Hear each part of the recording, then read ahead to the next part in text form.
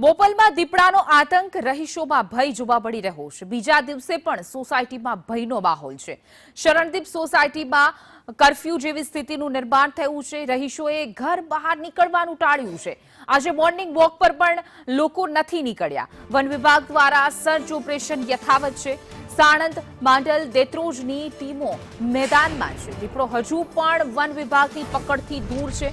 અવાવરું સ્થળ પર પાંજરા પણ મૂકવામાં આવ્યા છે, પરંતુ બીજી તરફ જે સોસાયટીમાં જોવા મળ્યા હતા એ આસપાસના જે વિસ્તારમાં લોકો વસે છે એમાં ક્યાંક ને ક્યાંક ભય જોવા મળી રહ્યો છે। જ્યાં સુધી દીપડો પાંજરે નહીં પુરાય ત્યાં સુધી લોકોમાં દહેશત યથાવત રહેશે। લોકો મોર્નિંગ વોક પર પણ નથી નીકળ્યા કારણ કે એ દીપડાએ દેખા દીધા હતા। ત્યારબાદ બાળકો પણ ઘરની અંદર પુરાવા મજબૂર છે।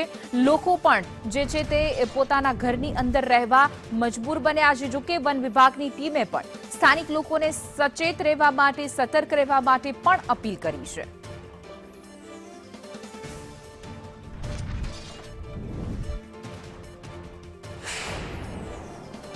અમદાવાદ શહેરમાં એક સીસીટીવી આવ્યા અને એ સીસીટીવીએ સૌ કોઈને ડરાવી દીધા અને એક ચિંતાનો વિષય બની ગયો।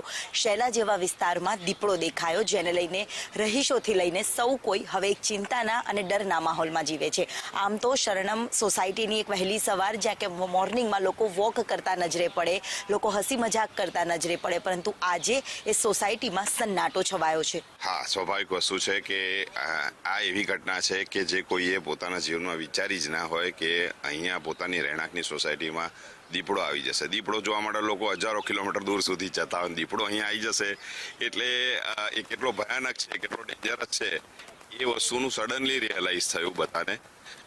વન વિભાગે સૂચના આપી એટલે ઘરની બહાર નીકળવાનું બંધ થઈ ગયું। એટલે અમારી સોસાયટીમાં આમ નોર્મલી બધા હેલ્થ કોન્શિયસ ઘણા લોકો છે, મોર્નિંગ વોક કરતા હોય, રાતે મોડે સુધી ચાલતા હોય, પેલા પેટ્સ લઈને ફરતા હોય, નાના બાળકો રમતા હોય, આ બધી चहल पहल बंद થઈ ગઈ છે। अभी जैसे बच्चों ने जैसे परसों फर्स्ट टाइम देखा था तो कल भी वो बोले थे हम बाहर निकलेंगे। हमने बोला नहीं, अभी कोई बाहर नहीं निकलेगा, आप घर के अंदर ही रहोगे सभी लोग।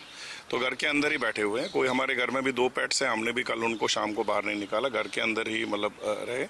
और मेट्स वेट्स जो भी काम करने आते हैं, जो बाहर भी जाते हैं, तो उनको भी हमने सचेत किया कि भाई आप शाम को लेट नहीं आए। દીપડો આવ્યો ત્યારે કોઈ જોયું હતું સીસીટીવીના આધારે કે પછી એક ચર્ચાનો વિષય બન્યો હતો? એવું બી હશે કે કદાચ કહીશું તો કોઈ માનશે નહીં। देखिए, जब मेरी डॉटर ने पहले बताया कि भाई हमने लेपर्ड को देखा तो मैंने भी पहले उनको एक बताया कि भाई ये तो हो ही नहीं सकता, आप क्या कैसे बातें कर रहे हो। फिर उसके बाद जब उन्होंने बताया कि भाई है तो मैंने गौरंग भाई को फ़ोन किया, मैंने ग्रुप में डाला हमारे व्हाट्सएप ग्रुप में। तो गौरंग भाई ने मेरे को इंटरव्यू किया कि भाई कौन है, किसने देखा। तो मैंने उनको अपनी डॉटर के साथ फ़ोन करवाया तो उन्होंने बताया हाँ स्पॉट वाला था, ये डिवाइडर पे बैठा था मेन रोड पे। तो उसके बाद वो अंदर आए यहाँ सोसाइटी के अंदर, दोनों गेट्स पे उन्होंने बंद करवाए और बोला कि डॉग वॉग सब अंदर ले लो और वॉचमैन को बोला अलर्ट रहने के लिए। तब तक फिर गौरंग भाई और हमारी पूरी टीम वो अलर्ट हो गई। तो उन्होंने फिर सीसीटीवी फुटेज पे उसको चेक कर लिया। જરૂર સીસીટીવીના આધારે ખબર પડી કે અહીંયા દીપડો છે। જો કે વન વિભાગની ટીમ છે અત્યારે પેટ્રોલિંગ કરી રહી છે, તમામ વિસ્તારમાં સુરક્ષા વ્યવસ્થા પણ ગોઠવી દેવામાં આવી છે, પરંતુ હજી દીપડાના કોઈ એંધાણ મળ્યા નથી। કેમેરામેન પુખરાજ શર્મા સાથે દિવ્યા ચૌહાણ, સંદેશ ન્યૂઝ, અમદાવાદ।